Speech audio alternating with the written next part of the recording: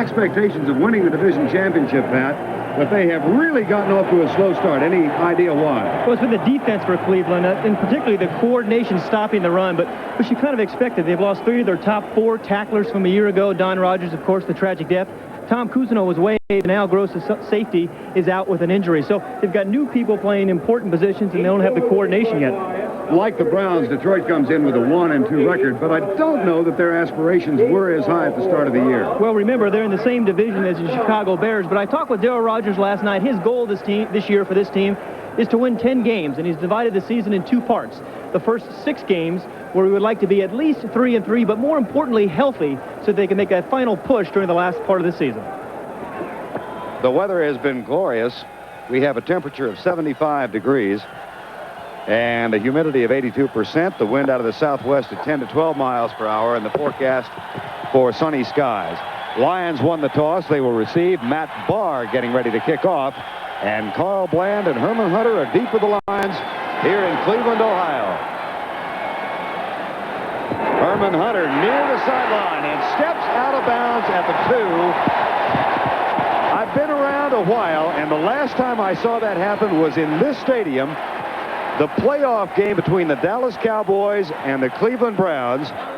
And Walt Garrison, Pat, took the kickoff and stepped right out of bounds at the 8-yard line, that same end of the field. Well, Herman Hunter is an experienced return man, actually a very good one, but obviously a very bad judgment there. The ball was curving out of bounds. He should have realized that it was going to continue to go out of bounds and let it go. Herman Hunter is on this team as a kick return specialist. Here comes Eric Hipple. Talk about wells from which you have to climb out. They begin at the 2-yard line. James Jones directly behind Eric Hipple. Gets the handoff, tests the middle, nothing there. Hipple is going against a Cleveland defense that has been susceptible to the run. Reggie Camp, Bob Golick, and Carl Hairston up front. Golick, a very good nose tackle, one of the best. And the linebackers, Chip Banks, Eddie Johnson, Anthony Griggs, and Clay Matthews. The defensive secondary for the Browns, Hanford Dixon, Frank Minifield, Chris Rockins, and Ray Ellis. Very strong on the corner. They like to play bump and run, best other than the Raiders, perhaps. Second down, 8. Just underway after Herman Hunter stepped out of bounds at the 2-yard line. Jones across the 5, gets as far as the 7, and is jammed up defensively. The charge led by Reggie Camp, number 96. Detroit offense with Eric Hipple at quarterback. The rookie Gary James is the other running back beside James Jones, and the wide receivers Carl Bland and Jeff Chadwick. James Jones, the best pure fullback in the game today. The offensive line has been a problem. Lomas Brown, Kevin Glover, Steve Mott at center, Harvey Salem, Rich Stringer, and David Lewis. Mott the best there in that group. And Harvey Salem is starting today, having been acquired by Houston just Wednesday. He's only played guard his whole life, a total of 30 minutes. From the end zone, Hipple looks deep. Man is open. Caught. First down at the 23. Jeff Chadwick. And Frank Minifield makes the tackle as Chris Rockins tried to get involved and couldn't. Chadwick has the reputation of being a very good receiver, a possession-type receiver who can get upfield. However, this year so far, they've been disappointed with him because he's dropped so many balls. But I like Hipple showing some early confidence into him and getting a very important first down on this first drive when they were backed up. Here comes Jeff Chadwick to the near side. First down, 10 from the 23. 24 officially. Jones for a couple. The Detroit offense today is going to audibilize more than they have in the past. Really about 40 or 45% of the time. A lot of the burden here is going to be on Eric Hipple. They think they have a real read against the Cleveland defense, particularly those corners. If they're bump and run, head up, it's a man defense. If they're outside shade, it's a zone. So they have a pretty good feeling, and he's going to depend an awful lot on the audible. As a quarterback, do you like that responsibility? Oh, absolutely, absolutely. Particularly when you feel like you have an edge. If you know somebody's going to be in a zone, you know what kind of route you want. Big day last week in the loss to Tampa Bay for Eric Hipple. Second down and 8 from the 26, just underway. Here comes an audible. We try to run the ball to the fullback.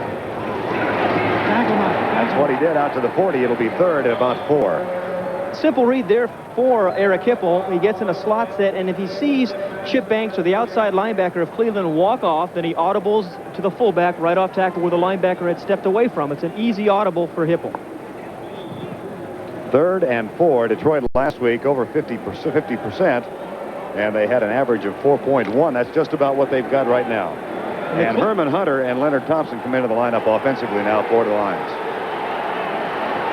Split backs. Herman Hunter, number 36, playing in the nickel offense for the first time. They might look for him. Across the middle? No, it is Hunter. And he's out to the 45-yard line. It's a great call. I was talking to Paul Lanham, the receiver coach for Detroit, before the game, and he said they want to match up Herman Hunter out of the backfield against Chris Rockins, the free safety. Nickel defense, one-on-one with receivers, 36 right there on the right of the screen is against a defensive safety. Now, he beats him easily inside, and this is what they want to feast on all day. Defensive backs, Vern, are not really accustomed to playing up that close to the line of scrimmage, particularly a safety like Rockins is. And Hunter is a fabulous receiver, caught 28 balls last year for Philadelphia. Well, that makes amends for stepping out of bounds, and we'll watch that matchup throughout the day. 1st and 10 from the 45. James Jones, left guard this time. Golick is a part of the tackle with Carl Hairston, number 78. And that will leave Detroit with a 2nd down and 8. This is a Brown defense which has been terribly susceptible to the run. They have gave up 257 yards the other night to Cincinnati. Many of you saw that game on Thursday night. And they are 27th in the league against the run, averaging over 196 yards per game given up. 2nd and 7. Rob Rubik comes in as an extra tight end. And it's Jones again. Just keep fighting for yardage. He's out across the 50 to the 47. And that brings up another 3rd down. You mentioned Cleveland's defense against the rush, Vern. I think part of the problem with Cleveland has been the fact, as we look at the stats, has been the fact that the change in offensive philosophy. You know, they pounded the ball, they mashed the football, running the football on offense last year. This year, they got a new offensive coordinator, Lindy Infante, who's brought in more of the passing game. I think they're just not psychologically as tough in running and defending the run.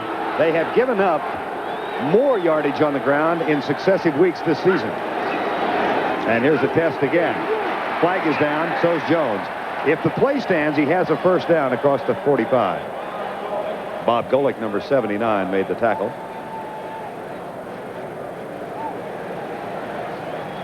Holding, Detroit.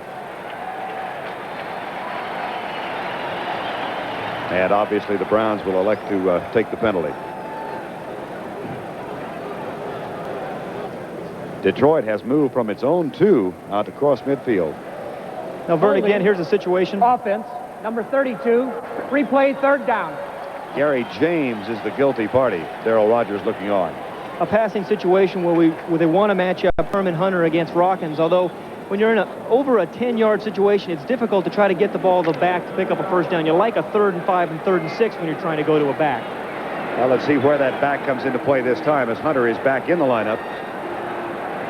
Those were his stats last year at Philadelphia, where he was a 12th round draft choice and then among the legions cut by Buddy Ryan. Across the middle, James Jones. And that'll fall short of the 1st down at the midfield stripe. And the Lion offense stalls out. Mike Black will come on. James Jones catches the ball, but is 3 yards short of the 1st down.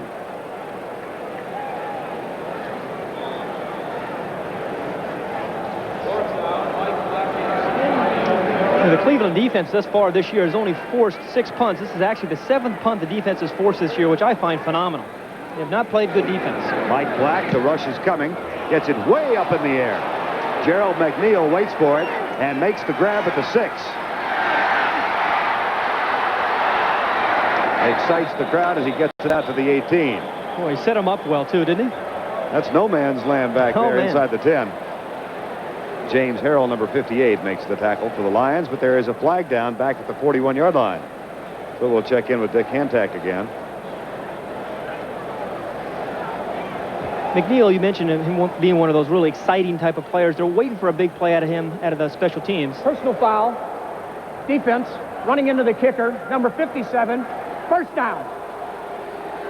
There's a big break. Here's a look at it. Well, Cleveland blocked a punt against Cincinnati on Thursday night over a week ago. They've got aggressive special teams. Clearly the ball was away. It's number 57, Clay Matthews, the outside linebacker. And that's going to give the offense a very good field position. From the 44-yard line, new life for the Lions with a 1st down 10. Boy, it's a big lift when you're a quarterback, too, when something like that happens. You come out and you have the ball in their territory. They've queued up just for a play. Now Minifield comes up to contend with Chadwick. The handoff.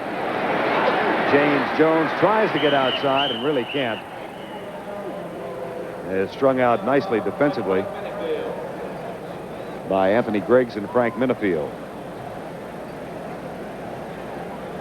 The Lions really want to be able to run the football. Of course, they've looked at all the films of the Cleveland defense, and they've seen teams run the ball successfully. But what has really hurt the Lions this year offensively is the injuries in the offensive line. They don't have those big guys who are reserves who can kind of step in and just move the defense 2 or 3 yards to give James Jones some room. Pat, this has been an impressive opening drive, though, considering the circumstances in which they started. But it was really the penalty that gave them the field position. Right. Second down, 8 from the 42. No score, 8:25 to go, first quarter. Jones again to the 41. Funny, Eric Hipple said last night he probably, Jones that is, will not figure in the passing game much today, but we will give him the football. We mentioned Harvey Salem, number 73, arrived Wednesday, was traded from Houston for a second-round draft pick. He is naturally a tackle, but with all the injuries in the offensive line to the guard positions for the Detroit Lions, they have him playing guard today. Again, it shows you how tough it has been for this offensive line and Eric Hipple. 3rd and 7 Detroit. Harvey Salem comes up. Herman Hunter and Leonard Thompson come into the game. Thompson is wide to the right. Hunter and Jones are the running backs. And the other 2 wide receivers are topping your screen. 3rd and 7. Hipple with time. Herman Hunter on Chris Rockins. Boy, that was a nice catch. A one-handed grab. He looks like he's a little bit short. But you're going to see this is exactly what they're trying to do is match up Hunter against Rockins. They're going to see this in all the 3rd and 5 and 3rd and 6. He was the only receiver last year, backfield receiver, who averaged over 14 yards a catch. It looked like he actually pushed off there to me. But then it was a spectacular catch and a good throw by Hipple, keeping it away from the defender. Now it brings up a 4th and 1. This is where the Cleveland defense really has failed in short yardage defense. Now, Marty Schottenheimer, the coach, spent an awful lot of time on short yardage defense this past week. They were terrible on Thursday night against Cincinnati in short yardage. Now it's 4th and 1. Quick count. Jones should have it. Depends on the spot. Now the Browns are all saying no. There's the placement. It's a right foot spot. I don't know. The Browns sure are confident, but none of them are wearing striped jerseys. Well, as a matter of fact, some of the Detroit Lion defensive unit, I thought he had gotten a little farther than that. Yeah. Well, this also emphasizes the problem in the offensive line for the Lions. You should be able to convert a 3rd and 1 and a 4th and 1 probably 75 to 80% of the time, Vernon, particularly against a Cleveland team that has not defended the short yardage situation well. So it just underscores the problem they've had in the offensive line. Well, the defensive unit has given up. They're starting on the field before the stretch of the chain.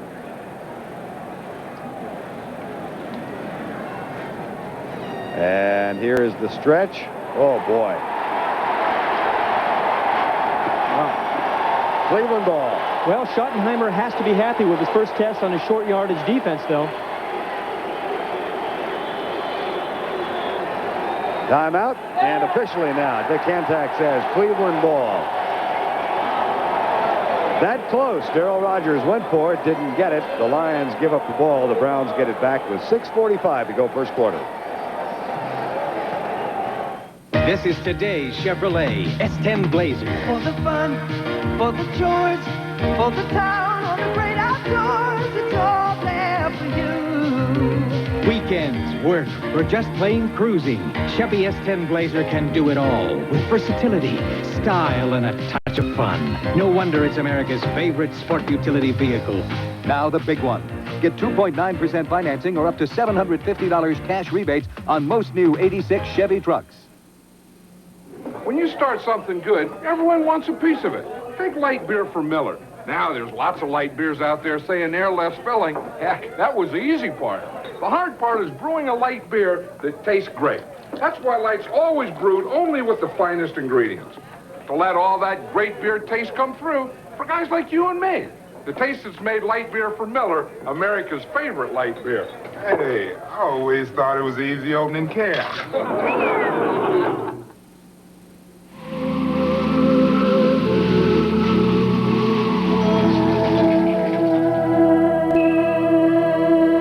An idea can happen anytime. And when you work for Hewlett-Packard, you don't just sell business computing systems, you solve problems. So when you have an idea, you do something about it. You never stop asking, what if? You know that electronic mail project for the bank? What if we used HP Message? We are back in Cleveland's Municipal Stadium, 6:45 to go first quarter, and the Browns touching the football on offense for the first time. There's the defensive line against which Bernie Kosar will work. Ferguson Williams and William Gay up front. The linebackers are Jimmy Williams, James Harrell, Vernon Maxwell, and Mike Cofer. Good group of linebackers led by Jimmy Williams. And the defensive secondary for the Lions, Bruce McMorton. Dwayne Galloway gets a start today in place of Bobby Watkins, Devon Mitchell, the rookie, and Demetrius Johnson. And Kosar wants to work on Galloway. See if he does. First down and 10, Bernie Kosar with the 1,000-yard tandem in the backfield for the first time in 2 weeks. Kevin Mack, Ernest Biner in the eye. Ernest Biner, and not much there. Vernon Maxwell, number 57, made the tackle. We'll check the offensive lineup now for the Cleveland Browns. They have Kosar, the second-year quarterback, in the cockpit. Biner and Mack in the backfield, and Reggie Langhorne and Webster Slaughter are the wide receivers. Ricky Bolden, Farron, Babb, Dan Fike, Cody Rison, and Ozzie Newsome. Mike Babb, the best of that bunch, and what a story he is. We're going to develop that later. Had a little accident here. A big accident. Yeah, it wasn't little at all. Second down and 9. No score in the game, first quarter. Kosar looks left, drills it left. Caught by Webster Slaughter. And he's out of bounds just short of the first down near the 43-yard line. You're beginning to see some of the maturity of Bernie Kosar. Remember, he still is a very young man, 22 years old, really should still be a senior in college, but he read that one beautifully, and that is his strength, being able to read defenses even though he is young. Strong safety blitz, he audibilized, came away from the blitz for an easy pass. Defensive changes now as the Lions go into their short yardage defensive unit.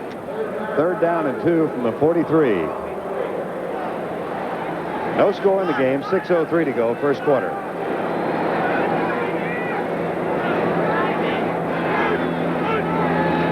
Kosar hit, lobs it out, caught. Kevin Mack, a little fake to the inside, and he is all the way down to the 36-yard line of Detroit. Good job by Bernie Kosar. Yes, and almost beautifully timed by Jimmy Williams, the linebacker, 59, right in the middle of your screen. He gets off just a pinch late. He gets nabbed by the back, but Kosar, who's not known to be nimble of foot, but he's a tremendous competitor, just got away enough where he can lob the ball open to a wide-open Kevin Mack. And Cleveland believes they can spring Mack on a couple of different short yardage plays this afternoon. Mack sat out the last 2 games with an injury after playing against Chicago in the season opener. Now he lines up as the fullback, and Ernest Biner is the deep back in the eye. First and 10 after that 21-yard gain. Biner hit from behind and dropped by Vernon Maxwell, number 57. Mike Babb is out of the University of Texas, one of the better centers in the league. He was in a boat here on Thursday afternoon and had an accident and had to have 50 stitches taken in his face, was knocked unconscious. He's not going to win any Rock Hudson profile contest. But, you know, true to form for an offensive lineman, he did not miss one snap at practice on Friday. That's another reason I wasn't an offensive lineman. Second down, 11. Kosar, off balance throw, right side, and he went at Dwayne Galloway as an option, and then a little fight breaks out, and a flag flies. It's a lot easier to push guys when you're in your home stadium. Isn't that the truth? When you're on the road, you don't do that as much. But you see some of the difference in the offensive philosophy of Cleveland here on this first drive. On first down, they tried to run Biner, got nothing. Came up with a second and long. Now, a year ago, they were gaining 4 and 5 and 6 yards running Biner and Mack on first down. Came up with a lot of second and shorts. But this year, Lindy Infante is the new offensive coordinator, wants to bring back the pass. So they're going to face a lot more second and longs.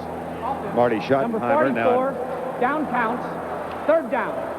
The down counts. It's a dead ball foul. It's against Ernest Biner. And even though it was easier to make the shove in his home stadium, he paid a pretty big price for it, all the way back to the 50. Silly foul.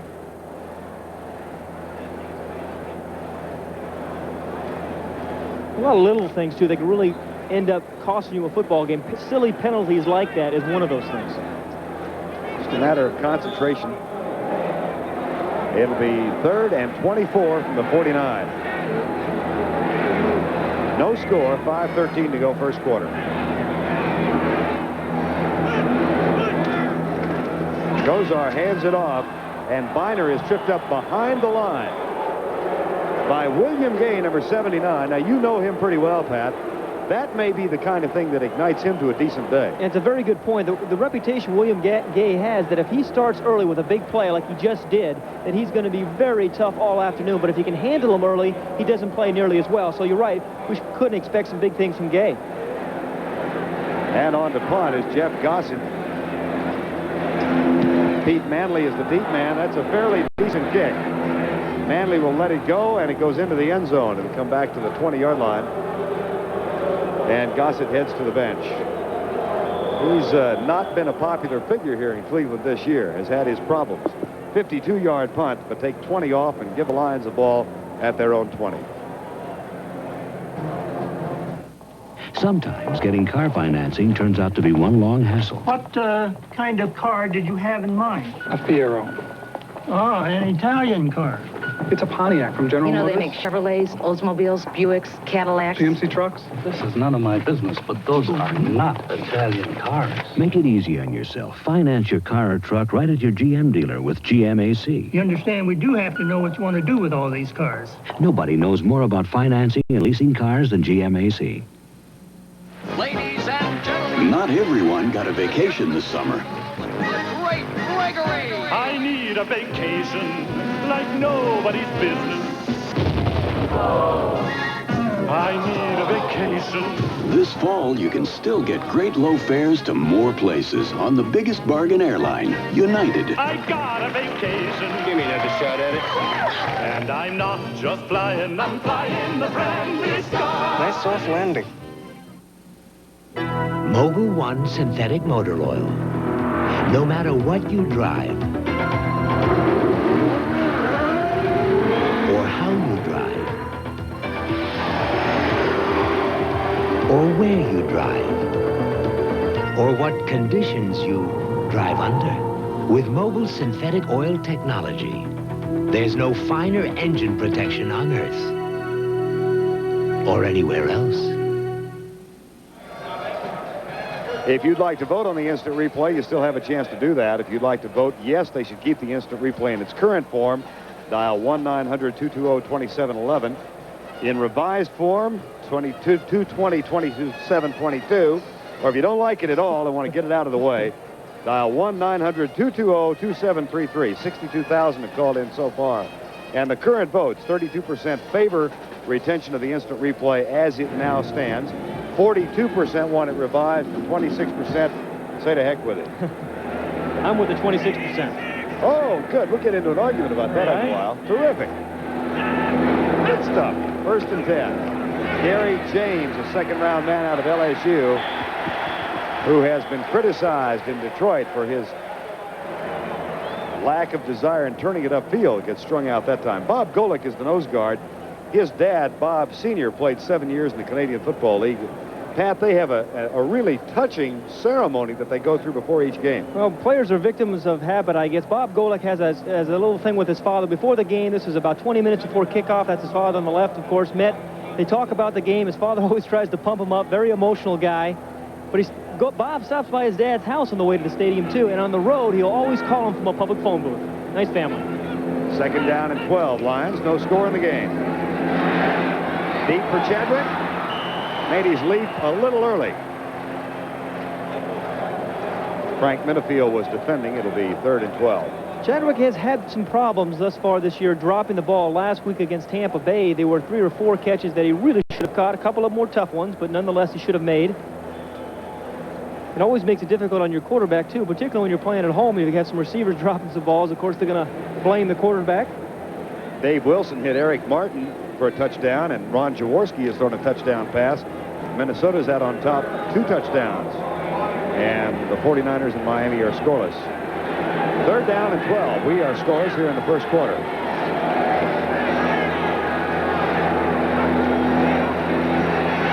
Hipple in trouble. Gets out of it, no in the grasp, and James Jones makes the catch short of the first down. Eric Hipple has been under duress most of his career. You can see that he's wearing a bandage on his nose. He has a broken nose from last week. But again, the offensive line, 73, Harvey Salem pushes his man inside, a little stunned. 53, Kevin Glover should have come over and picked him up, did not get there in time. He might very well have been in the grasp here, though, Vern, I think. Well, I know the replay has become controversial this year, but I think the in the grasp interpretation is equally as controversial. When is he and when is he not? I agree with you. I thought that would have been ruled down. McNeil back to return the punt of Mike Black. On 4th and 4 from the 26. Left side, McNeil lets it bounce and takes a lateral hop out of bounds at the 35-yard line. So the Browns get it back, and they do so at their own 37-yard line. 2:48 remaining first quarter. Who has transformed home entertainment, bringing sight and sound together with one remote. Who? RCA, with Digital Command Component Systems. A choice of components operated by one remote that deliver a sight and sound experience you must experience. Digital Command Component Systems. If you settle for less than RCA, that's exactly what you'll get. Who's playing? McDonald's! NFL kickoff payoff! I'm playing! He's playing! Are you playing? We're all playing! Collect trading cards of your favorite NFL stars. I got your card, I got your card, I don't have your card yet. Every kickoff payoff card is a winner. Win a McDonald's sandwich, fries, or Coca-Cola. Cards must be redeemed during the following week. Oh, sorry. Hey, you want to play NFL kickoff payoff? Great idea! Come on, let's go! At McDonald's! See you there. Hey, Mark!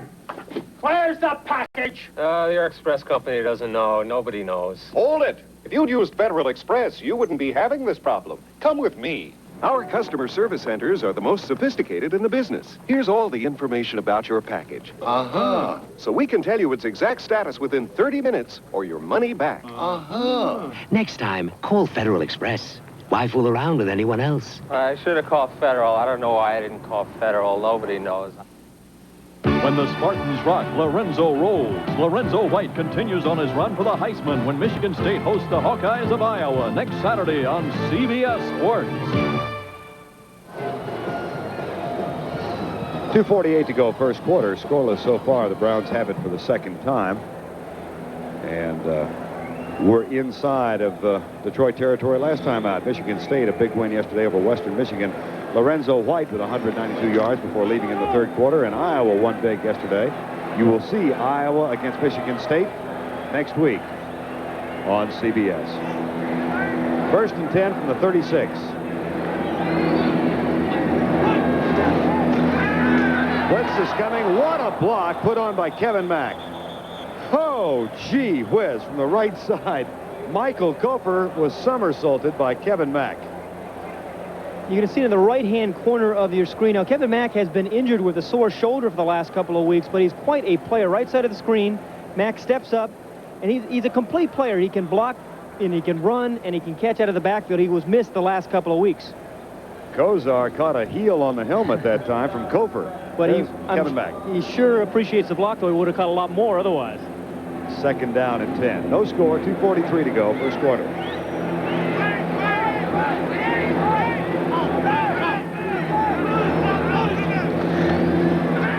Kozar goes to his second receiver on the right side. That's Ernest Biner. And he's down short of the first down. You know, Vern, watching Kevin Mack make that block brings up the point why, one of the reasons why Detroit is unhappy with Gary James was last week he missed a couple of blitzes and got Hipple hurt and sacked.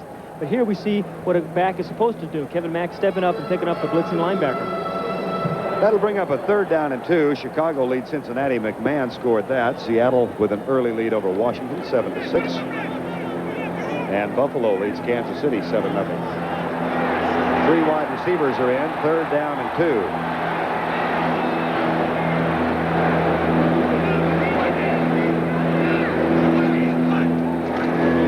Gozar puts it into the flat. Ernest Biner. He caught 10 passes last week in the loss to Cincinnati. John Bostic, number 42, makes the stop. I'll tell you need a back like this in the NFL who can beat you both running the football and catching the ball on a 3rd and short situation. Now, we've seen Detroit, of course, go to the backs on 3rd down. This is just a little pass out in the flat. The linebacker got caught in the middle in all the traffic, and that's an easy 1st down. No score in the game. 1:48 to go 1st quarter. And Biner coming into the game, or last week rather, 10 for 77. 1st and 10. Biner is lined up as a wide receiver now, wide right. Kevin Mack, the only setback. Pitch out, Kevin Mack. Walker's in front, but a nice job defensively by the Lions, particularly Vernon Maxwell, number 57, and James Harrell, number 58. Kevin Mack almost looked like he was thinking about throwing the football there. I thought so, too. Looked for just a second like he might. Well, they do have it in their game plan. That'll bring up a 2nd down and 10. No gain on the last play. Detroit thus far has had the ball for 10 minutes. Cleveland for 3 minutes and 12 seconds. That was prior to this current possession. And that's usually Cleveland's game. They've always tried to control the clock. At least last year they did. 2nd and 10. No score, 1st quarter. Into the flat again for Kevin Mack, who drops the ball. Oh, boy. Looked upfield. It was a nice little screen, and it was set up pretty well. You're going to see Kevin Mack coming out of the backfield to the left of the screen. His offensive lineman get out in front, and it was pretty well done. They had a couple of guys who could have picked up a block there by Dan Fike, number 69, but no doing. Well, you need those, obviously, to keep drives alive. He's not a bad receiver, although he has not played the last couple of weeks. 3rd down and 10. Last week, the Browns against Cincinnati, 4 of 12, and they averaged 3rd 7.5. 3rd and 10 now. Detroit was terrible on 3rd down last week. Gozar looks straight downfield. Back across the middle. Boy, that was all arm. There was. No shoulder, no legs, just the right whip. And Webster Slaughter makes the catch. But the Browns finally think they have a receiver in Webster Slaughter to complement their tight end, Ozzie Newsome. Again, Bernie Kosar's rap is he cannot move around well in the pocket. Here he actually didn't have to, but he still stepped outside and actually got himself into some trouble. But Slaughter made a nice little play, found a dead spot in the zone, and picked up the 1st down. So much has been made about Ozzie Newsome that the wide receivers really, Pat, for the Browns in the recent years haven't been that effective. Well, they really haven't had any kind of speed there, and it's really put an awful lot of pressure there on the tight end, but they've got it now in Slaughter and Langhorne. 1st and 10 from the 30. No score, 1st quarter. Up the middle. And again, with a minimum amount of success, is Kevin Mack. Cleveland is a team that had 2,000-yard rushers last year. As a team, they have yet to rush for over 100 yards in the first 3 games. We've reached the end of 1. We don't have a score. Oh, these trivia questions are tough. Okay, Boom Boom. What did Al Capone say when surrounded by the FBI? Heck it, Bob. He's right. I don't believe it. Name the English band that performed the first rock opera. Who? He's right again. Amazing. All right. What beer tastes so good it's the 2nd largest selling beer in America? Miller Lite. Coming right up. He won the game. This game is easy. No question about it. There's only one light beer. Miller Lite. Listen to the heartbeat of America. Listen to the heartbeat of America.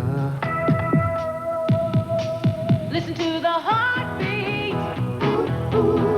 of America. Listen to the heartbeat of America.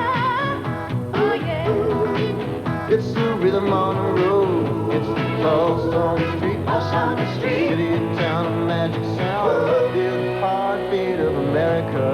Chevrolet. Chevrolet.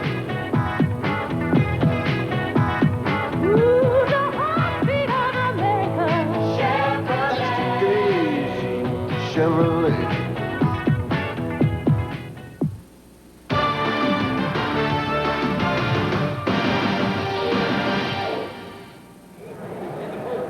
Lindy Infante, the man right there in the hat and the headset, he's the new offensive coordinator for the Browns. He was the architect of the Cincinnati Bengals in 1981 when they went to the Super Bowl. Well, I like his offense, Vern. He spreads people out horizontally. Now, a lot of teams in the NFL try to get the ball vertically down the field like the Pittsburgh Steelers, for example. But this team really stretches the team, makes the defense defend the entire 53 yards, the width of the field, and he just tries to find little dead spots in there. You know, Pat, he's got a terrific reputation league-wide, I think. Well, he was offered, he was with the Jacksonville Bulls, I think it was, of the USFL. Was offered jobs by the Green Bay Packers, the San Francisco 49ers, but he chose the Cleveland Browns, wanted to work with Kozar. Second down and 6. Biner in a slot to the right side, now moves out wider. 2 wide receivers to the left. On 2nd and 6, no score, opening play, second quarter. Kevin Mack. Popped at the 21. And that formation, Vern, was just a real good example of what Infante's trying to do. We saw Biner line up outside and come in motion, but he's trying to spread that defense, create natural holes and gaps for not only the running game, but the passing game as well. In the loss to Cincinnati a week ago Thursday night, the Browns were inside the 34 times, missed 2 field goals, and had a turnover. And they are inside the 30 this afternoon for the first time. Slaughter comes out. Just underway in the second quarter. Vern Lundquist and Pat Hayden from Cleveland, Ohio. 3rd down and 1. Biner close. I don't think he made it there. I don't either. Yeah, Kozar doesn't either. Now Marty Schottenheimer has to make the decision. Do they bring on Matt Barr, who is perfect 6 of 6 this year, or do they go for the first down? Coach Hayden? I think you have to go for it. They're a 1-2 football team. I would have gone for it. I like it. They're going to kick the field goal here. But my view is on offense, in a short yardage situation, you should be able to convert 75% of those short yardage plays. You sound like a quarterback with a long-term contract instead of a coach with a 3-year. That's right. I'm way up here. You're absolutely right. But I mean, you have to have, I believe, you have to have a little more belief in your offense. They have a very good offensive line. They spent a lot of time in the short yardage part of the game this past week. Matt Barr is perfect so far. They may be thinking about it yet. Now they've called timeout. So maybe Bernie Kozar at the age of 22 said, I'm going to go talk to Schottenheimer. Let's think about this. Give me a chance. We'll let you know what they decide in a minute. Tonight, Andy Griffith is the alcoholic father, but his son gets drunk, and his daughter takes pills because they're a family who've grown up under the influence. I present the Golden Boy, Paul Horney. It's been a long journey for me from the frozen gridiron in Green Bay to here in Canton, Ohio, Professional Football's Hall of Fame. I'm very proud to be a part of the 1986 class of enshrinees. Ken Houston, Willie Lanier, Fran Tarkenton, and Doak Walker. You know, it was a dream come true for me to play in the National Football League. I played quarterback, fullback, halfback. I ran out of every position they gave me. And here at Pro Football's Hall of Fame, I'll be running alongside some of the great runners of all time, players like Gale Sayers and Frank Gifford. And you can be a part of that great history, too. It's all here, the teams, the stars, the records, so you can see the men and the great plays that have been a part of the game we call pro football. This is a great adventure for the whole family, taking photos, seeing the films, sharing the excitement, being part of the great history. The Pro Football Hall of Fame here in Canton, Ohio. Don't miss it. This message furnished by the National Football League. CBS Sports coverage of the National Football League is sponsored by Miller Lite. For great taste, there's only one light beer. Mobil One Synthetic Motor Oil. Mobil One protects your engine better than any conventional motor oil. And by the heartbeat of America, today's Chevrolet.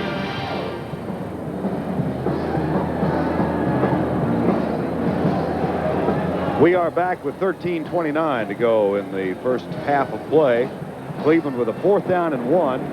Decided to go for the field goal, and then Pat inexplicably called timeout. Well, I thought they were going to actually debate whether they should go for it on 4th down, but there really wasn't any conversation or any debate, so I believe they wasted a timeout. And those are valuable, particularly when you're coming down to the end of the half, as was evidenced in their last game against Cincinnati at the end of the first half. They needed a timeout. The holder is Jeff Gossett, the punter. Matt Barr, perfect 6 of 6 so far this year. And this will be a kick of 38 yards.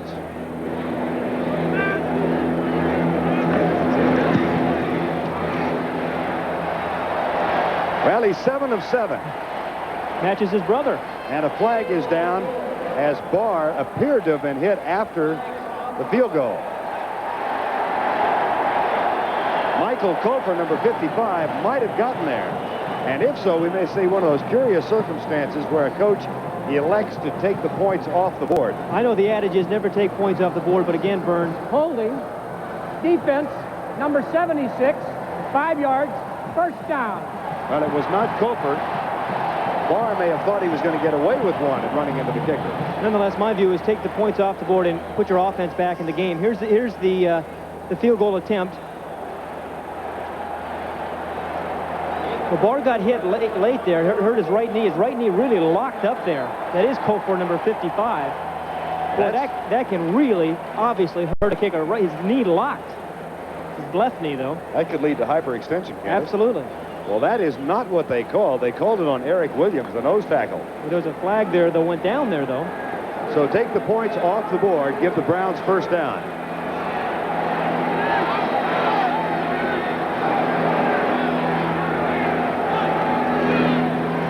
Those are into the flat, Kevin Mack. And he is inside the 10-yard line. Demetrius Johnson, number 21, makes the stop.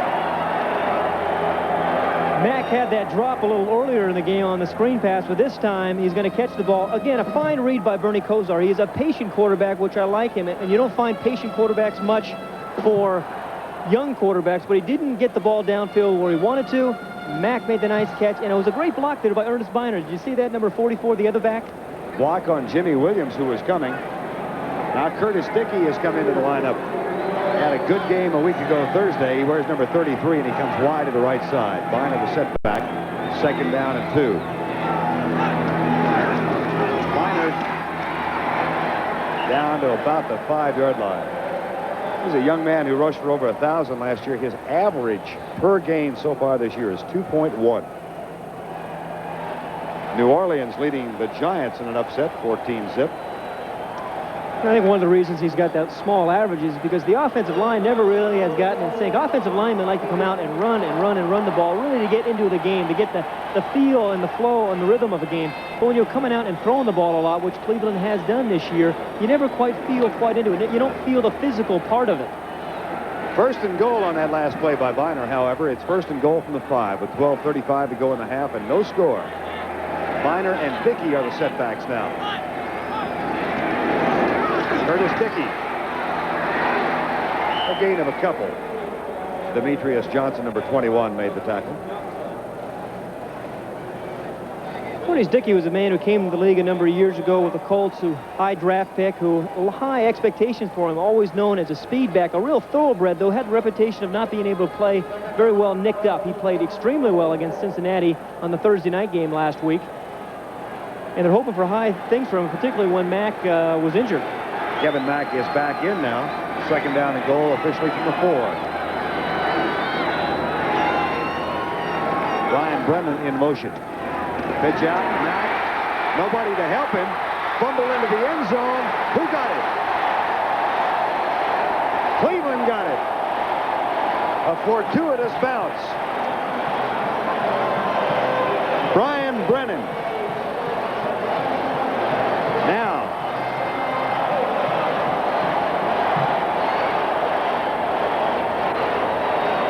there is some discussion there by the officials. Fumble into the end zone. You know, Vern, it didn't really look like Kevin Mack ever had control of that ball. He was holding it with 2 hands from the moment he received it. And he never quite had complete control of it.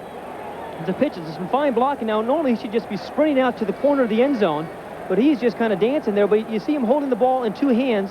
It pops loose, falls into the end zone, and Brian Brennan, the alert wide receiver, recovers it. But the officials have now ruled it a touchdown. The kicking field is on the kicking team is on the field. Well, the rule that might have come into play occurs on 4th down, not on 2nd down and goal. So Matt Barr is on to kick the extra point. Brian Brennan gets the touchdown.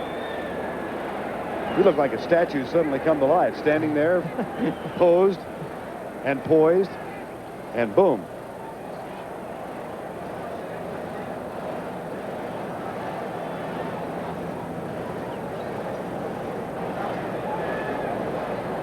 Well, there's some delay here. I wonder if the replay officials might be looking at something. They are not looking at the replay. Darrell Rogers is talking about the fumble into the end zone. I'm sure that's what it is. You're right. You can't advance a fumble on 4th down was the rule that you were referring to earlier. That was not 4th down, so it could be recovered by Brian Brennan. Kevin Mack, I thought he was going to sprint to the corner of the end zone, but he slowed up. But you see he's holding the ball there with 2 hands, which is a little bit unusual, looking inside. I think he was looking for the cutback. The ball pops out of his hands, and Brian Brennan, I don't know who was supposed to be guarding Brian Brennan, but he looked pretty open too, didn't he? Matt Barr out of Jeff Gossett's hold on to try and make it 7-0. 11:41 to go in the first half, and we have our first score of the game.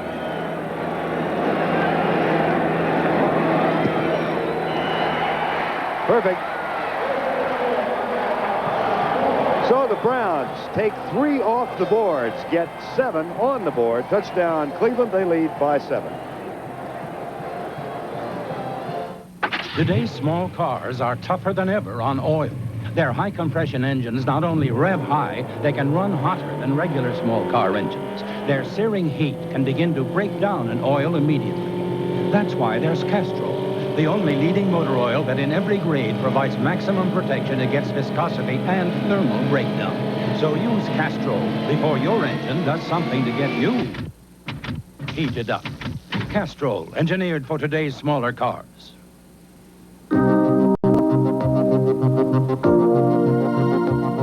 You finally get the answer, and now you can't wait to tell someone. Here at Hewlett-Packard, we never stop thinking about how our business computing equipment can be used to solve your company's problems. It's the Hewlett-Packard way of doing things. We're always asking, what if? I've got it. They need easy access to their database, right? What if we used the personal productivity? Since I hung up my size 19 sneakers, Dave and I always get together for a few Miller Lights. And argue about who was the greatest player. You were the greatest. No, Bob, you were. At least we agree Lights taste is the greatest. Yep, Lights also less filling. And you can't afford to get filled up when you're the great Bob Lanier. Come on, Dave. You won the MVP and the championship. Those were the 2 biggest feats in basketball. No, Bob. Those were the 2 biggest feats in basketball. For the biggest taste, there's only one light beer. Miller Lite. Magnum, television's favorite private eye, returns for his exciting season premiere in a special 2-hour episode, Wednesday on CBS.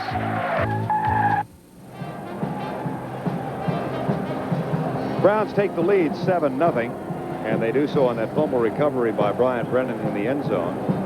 If you'd like to vote on this instant replay discussion that CBS is having today, you can vote to retain the instant replay rule in its current form by dialing that number 220-2711. Yes, in a revised form, dial the middle number. If you don't like it, vote no. It'll cost you 50 cents per call. And they'll update you with the results at halftime, I'm sure. Carl Bland with a kickoff.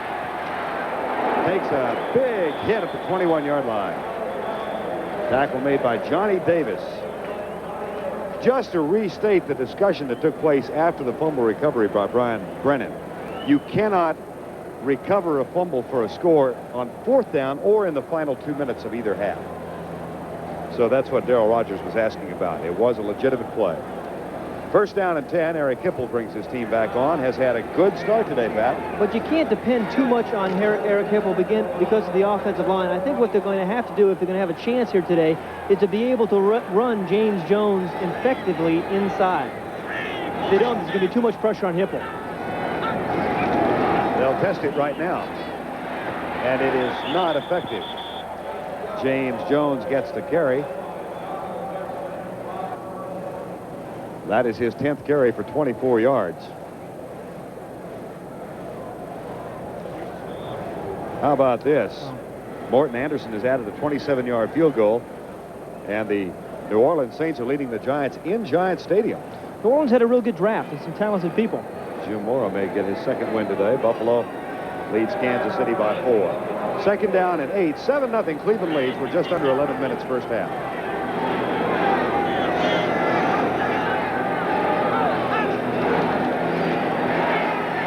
Hipple wants it deep and has a man open. Boy, that was a pretty pass. And it was a very nice audible there by Eric Hipple.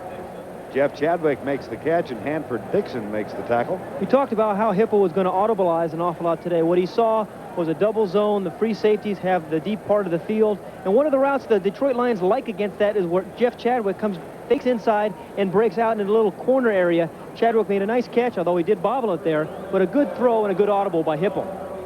Hipple now 6 of 7 for 75 yards, 21 on the last play. First down at the 44-yard line. Lions trail 7-0. Both teams trying to go 2-2 for the early season. Looks left all the way, lobs it out a little behind James Jones. If he gets into the open field, watch your feathers. That's a gain of 9.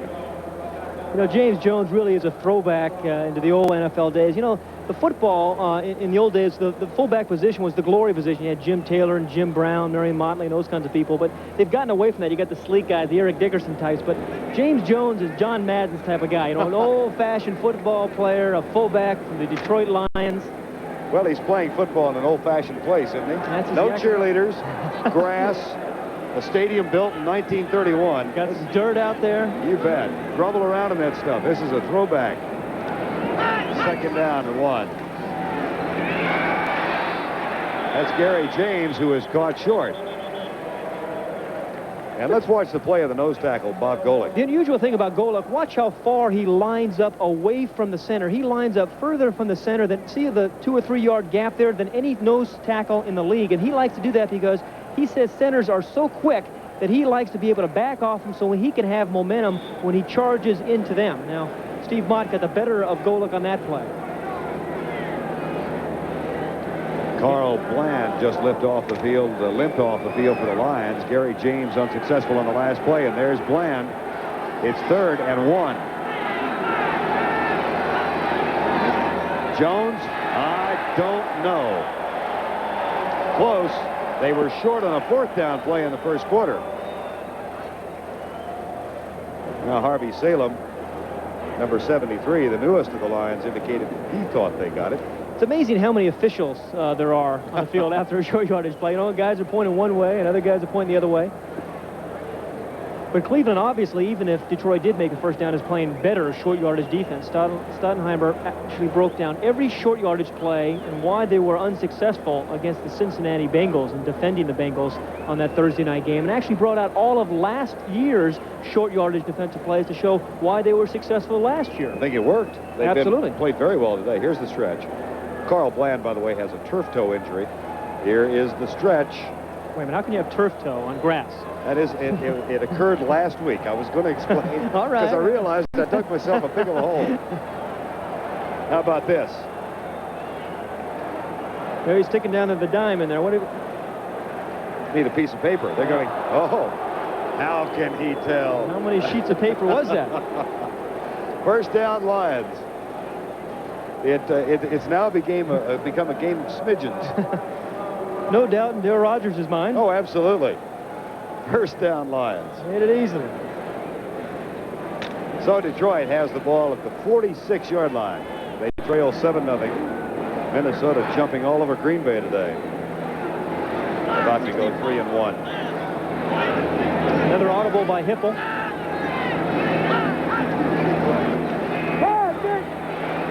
Drills it. Pete Manley. That's a good gain of 9 yards. Howard Hanford Dixon makes the tackle, number 29.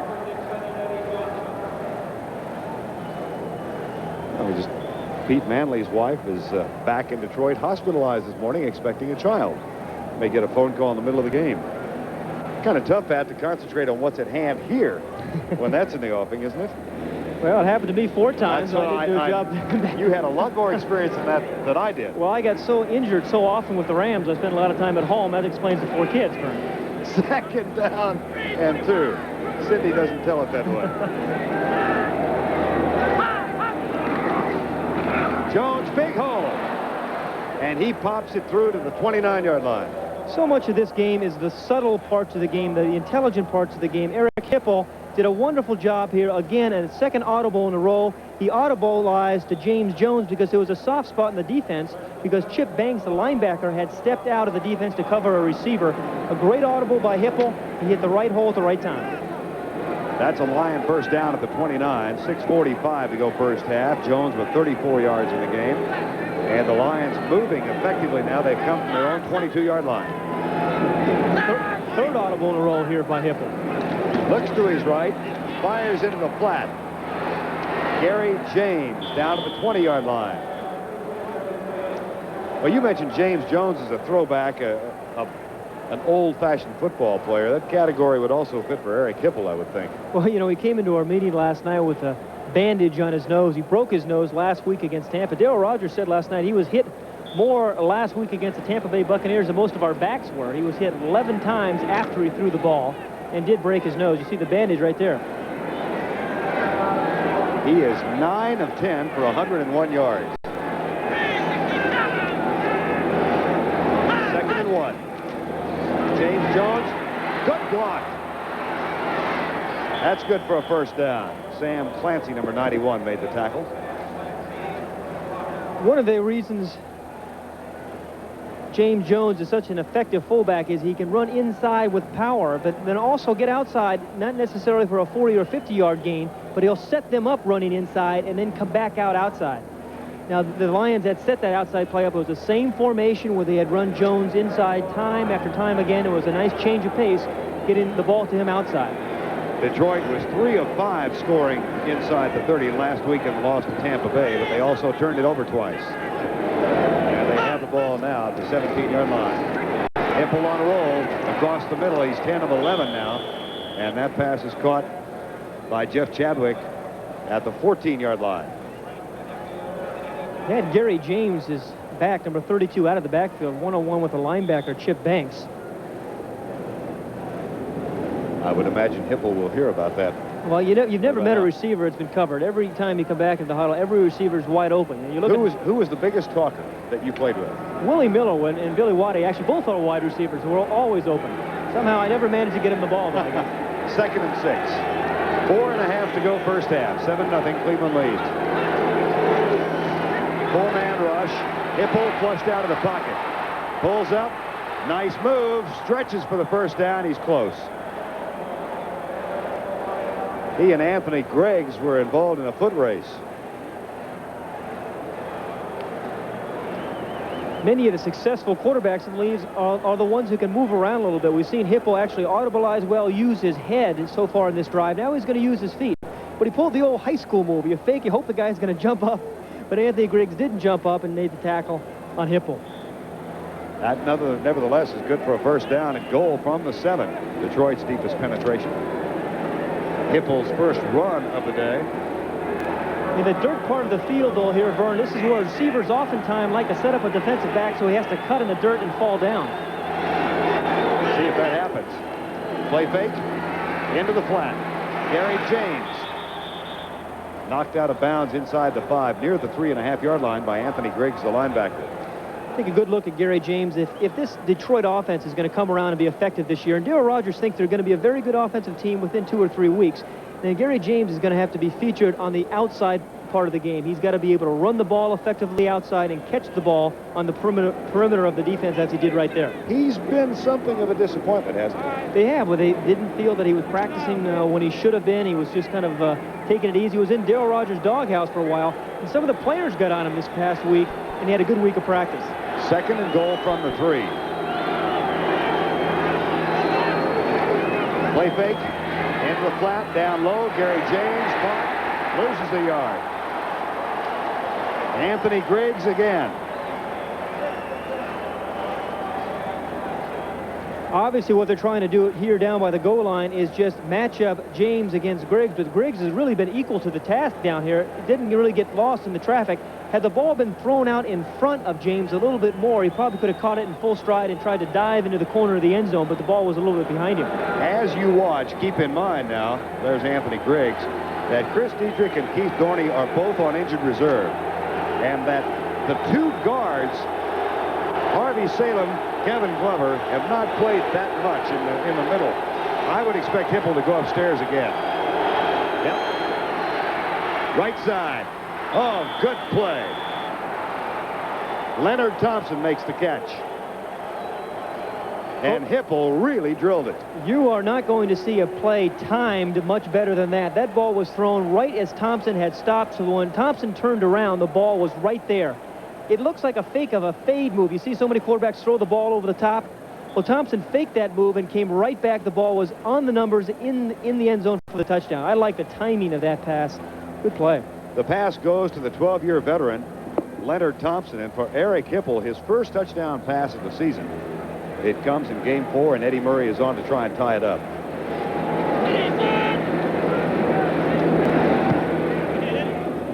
He has done so. That's a 79-yard drive in 14 plays.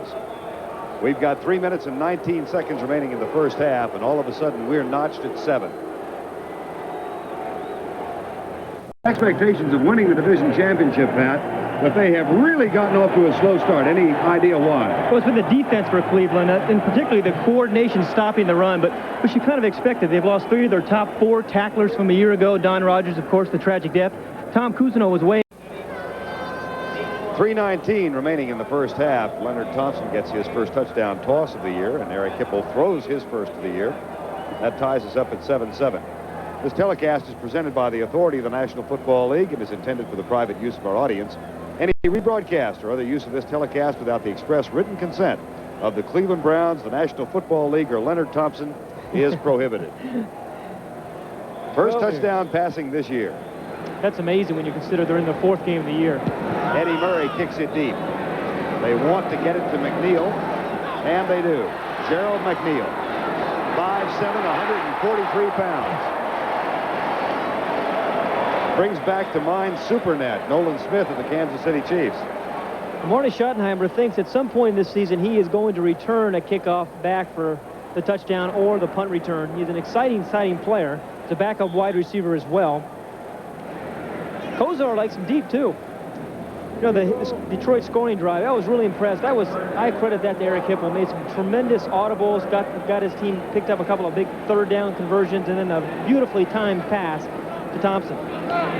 First down and 10 Cleveland, 3:10 to go in the half. Curtis Dickey in the lineup for Kevin Mack. Whoops, whistles, flags.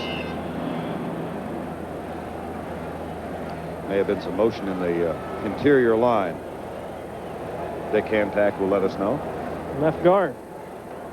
False start. Offense. Number 74. Still first down. That is Paul Farron, 4th-year man from Boston University. Good offensive line the Cleveland Browns have. Big guys. Getting better. That man's getting better, too. Bernie Kosar. Hard to believe he's only 22. Boy, he hurried home yesterday, I'll promise, to watch the Miami-Oklahoma football game. Said he had talked with Vinny Testaverde earlier this week.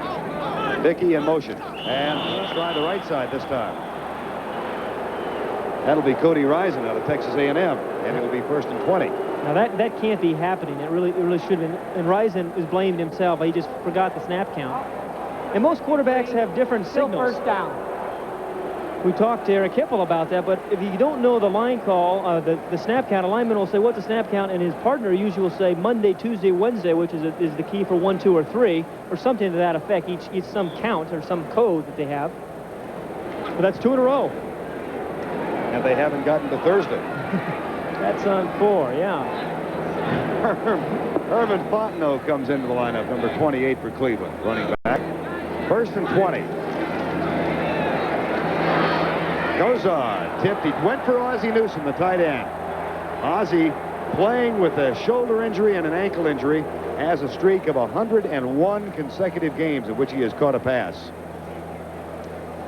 Ozzie really is one of the fine tight ends in the league. Kind of a funny stance as he tries to explode off the line, but you see the little swim move on his right arm, and he's very good at just finding a dead spot here. However, had he come back to the football a little bit there, I think he might have been able to make a catch. James Harrell, number 58 for the Lions, defending. 3-time Pro Bowler.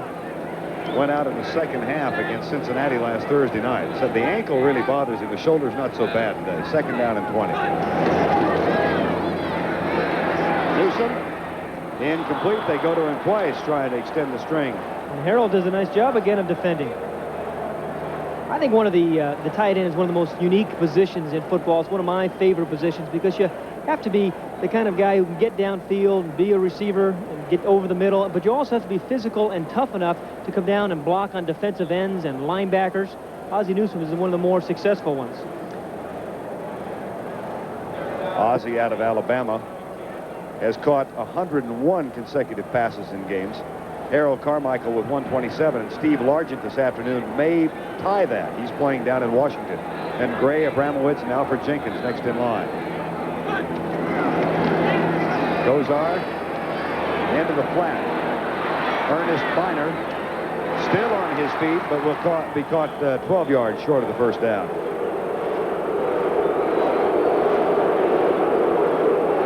The fans are booing because it was third and forever, and they dumped it off to the back. But you're going to get an interesting situation here. The Cleveland backs do a nice job of faking like they're going to go out of bounds, and then the defense kind of rests, and then they cut back in, particularly Ernest Biner. Now watch, he cuts right back in. He does this as well as anybody in the league, getting a couple, 2, 3, 4 more yards out of it than he ordinarily would. Jeff Gossett on the punt. That is a dandy. Way up in the air. Pete Manley caught and dropped at the 20-yard line. D.D. Hoggard, number 48, was the first one down there. Eric Hipple is on a hot streak. He's hit 13 of 14 for 111. His team has 2:14 to go in the half. I was one of the toughest drill instructors in the U.S. Marine Corps. I marched my men through mud, snow, and rain. And after I turned those cream puffs into Marines, I treated myself to the best beer in the U.S. of A. Miller Lite. Life's less filling. And this taste makes me proud to be an American. As for you guys out there who spent 10 of the toughest weeks of your lives with me, I got one thing to say. How come you don't write? We're proud to say there's only one light beer, Miller Lite. Let's face it, I have a big appetite for life, and I don't want anyone telling me how to live it. The world is my oyster. That's why I carry MasterCard. It opens up all the possibilities and puts me in the driver's seat. Imagine all of life's possibilities with the great one at the wheel. No cazzo. Thank you. MasterCard. Oh, sweet it is.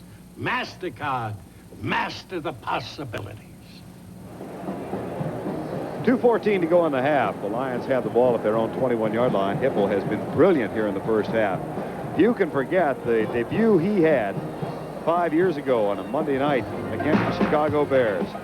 Came off the bench, got his first start, rather, and hit 4 touchdowns in that game. Also scored 2 on the ground. Threw for over 300 yards, 4 touchdowns passing. There have been few more spectacular debuts ever since. But really, Pat, his career since that moment 5 years ago has been erratic. Well, he has struggled some, but I don't think he's ever had the full confidence of his coaching staff. And it's very difficult to play the quarterback position like that. My years in L.A. were much like that, always looking over your shoulder. They drafted Chuck Long in the first round last year, so at some point he will be replaced, but he's an incredibly tough guy. He really is. He hangs in there, he picks himself up, and he's a tremendous competitor. Despite throwing for over 300 yards last week and 31 completions, he was booed in that game. Pat and I asked him last night how he handled the booing. He said, all I do is go back to my locker, put another picture of my home in California up, look at it and fantasize. James Jones for a couple. But I do give Hipple some credit. When I was with the Rams, they brought every quarterback in the history of the game, Otto, Graham, Sid Luck, and they brought them all back to compete with me. And Hipple's had much the same kind of career with Detroit. I wondered what happened to your career. Oh, Unitas got you, huh? There's a 2-minute warning.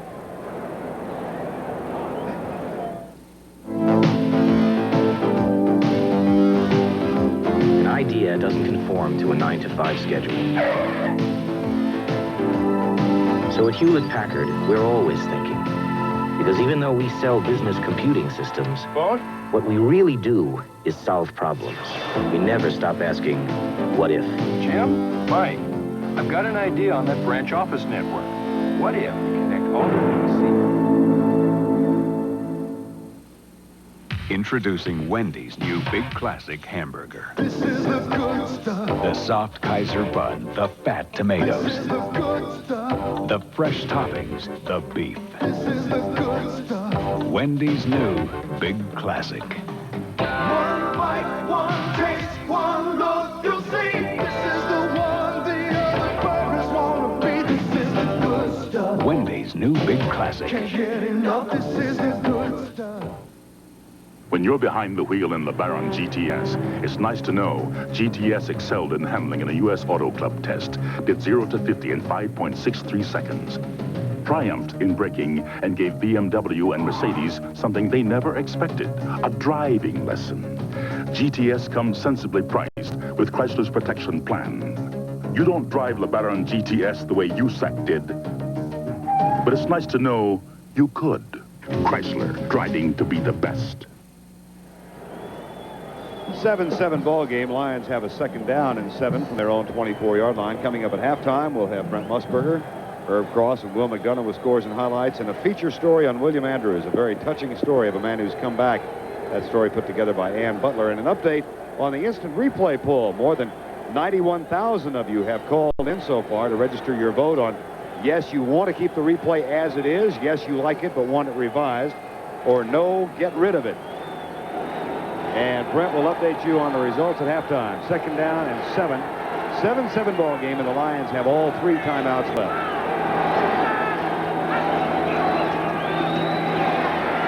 Gary James scoots through for a first down out to the 34-yard line. Well, Gary James, he was in the doghouse, but he's going to get himself out of it, or work his way out of it, because he's played very well here in the first half. Caught a couple of balls, got outside once or twice, and made a nice little inside run there. Well, the criticism has been that he's a bench-to-bench runner. He runs from Cleveland side to Detroit side and hasn't cut it upfield. Well, part of that is he had a stomach muscle pull, and that's a tough one. It's really tough to plant and get yourself upfield when you've got that muscle pull in the stomach. A couple of upsets, and the 49ers. Marino has been intercepted 3 times in that game, by the way. And Minnesota all over Green Bay, 28-0. Or San Francisco intercepted the Birds 7 times, too. Yes. Hipple uses one of the 3. Didn't want to. Called timeout. Or no, it's a delay of game call. He didn't call timeout. That should never happen. You should never have a delay of game call. Offense. Particularly in the last 2 minutes of the ball Second game. down. Or a half. Darrell Rogers getting some explanation of it, and he's not satisfied with the explanation, I can tell. So that cost them 5. It'll be 1st and 15 with 1:14 to go in the half. You came up with an interesting stat about Eddie Murray that we might put in the back of our minds in case he gets a field goal attempt. He has 11 career field goals over 50 yards, which I really find remarkable.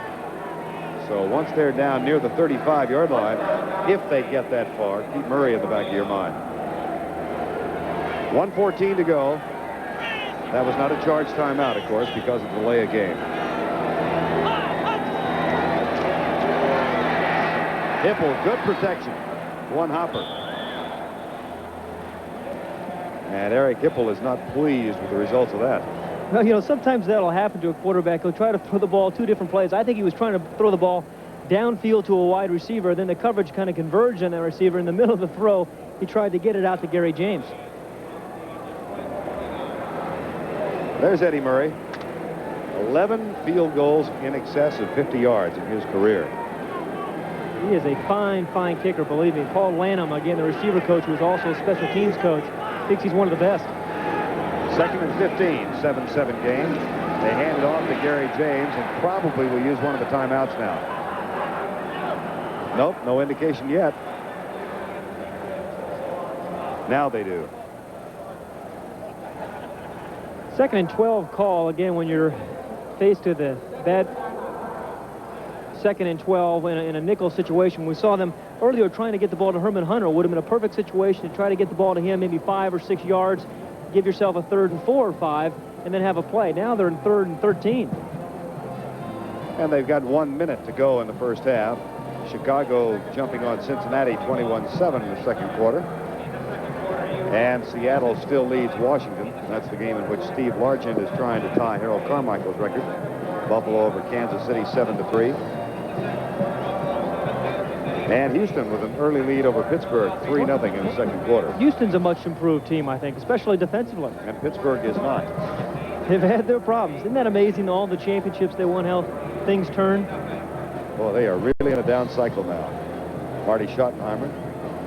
Well, Schottenheimer has had an interesting career. You know, in 1974, he was a player coach of in the World Football League, and then he was with the Giants, and then he came here in '80 to be the defensive coordinator. Marty had an anonymous career as a player. He told a story. His first game as head coach here, I worked the game with Terry Bradshaw. We were talking with him on Saturday, and Marty looked at Terry and said, you know, I spent 6 weeks with you in the Steeler camp. You remember that? And Bradshaw looked right at Marty Schottenheimer and said, no, Marty, I don't remember you at all.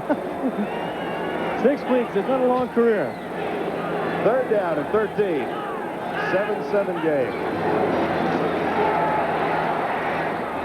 Double coverage. Almost picked off.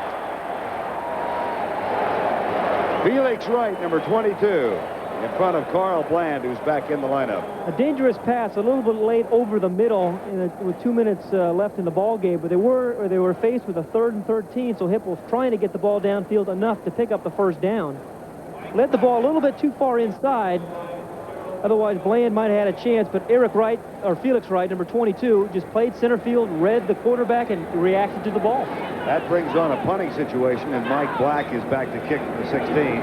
Gerald McNeil waits for it. You got time! You got time! You heard somebody yell, you've got time. He's heading in the wrong direction. Now he's not. And he's finally back to about the point at which he made the catch. Rob Rubik makes the tackle. 36-yard punt, 5 on the return. You know, one of the great things about football is there are places for all sizes of players in this league. He is only 5'7", 146 pounds, but then you've got 300-pounders out there. You've got average-sized guys. So I think it's one of the few games where you can have all sorts of different sizes and shapes of people play and be successful. He had a terrific career at Baylor University. Coming up at halftime, Brad Irvin will with all the scores and highlights. We've got 42 seconds to go first half. Ball on the 38. First down, 7-7 ball game. Cleveland and Detroit playing here for the first time since 1970. Right side, Reggie Langhorne makes his first catch of the day and is out of bounds at the 47-yard line.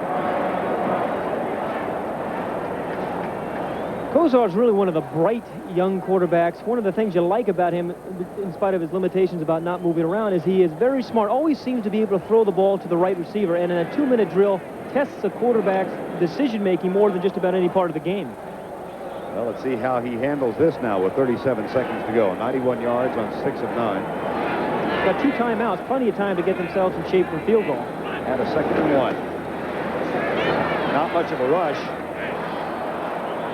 Catch is made by Clarence Weathers, his first catch of the year. Now, will they give him forward progress? I think they're going to, and if so, it's a first down, yes. That is the first catch of 1986 for Clarence Weathers. And they go without a huddle with 17 seconds to go. Into the flat for Biner. I don't think the crowd's going to like that call at all. 10 seconds left. But I looked downfield, Pat, and there was nobody open down around the 30. Well, there was a prevent defense, obviously, by Detroit. And still, with 10 seconds left and a timeout, they have a chance to get the ball downfield, call a timeout, and at least attempt a field goal. Matt Barr is not the longest field goal kicker. His longest this year, I think, is 45 yards. Said they feel comfortable from 47 on in.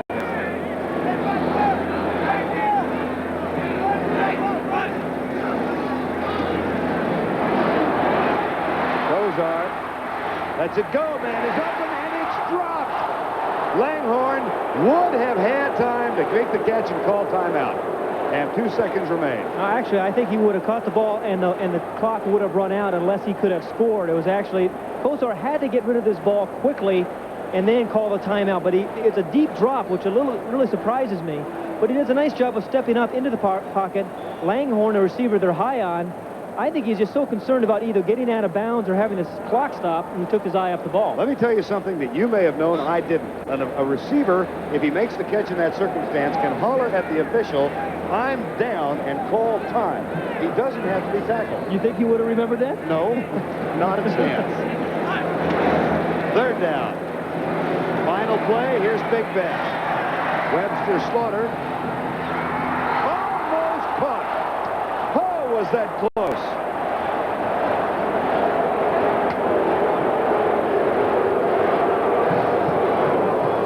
It wasn't, though. That's the end of the first half with our score, Detroit 7 and Cleveland 7. CBS Sports coverage of the National Football League is sponsored by Chrysler Plymouth. We're working together to be the best. STP, makers of STP oil treatment. We've got what it takes to perform. And by Hewlett-Packard, the people who turn your business computing problem into a business computing solution.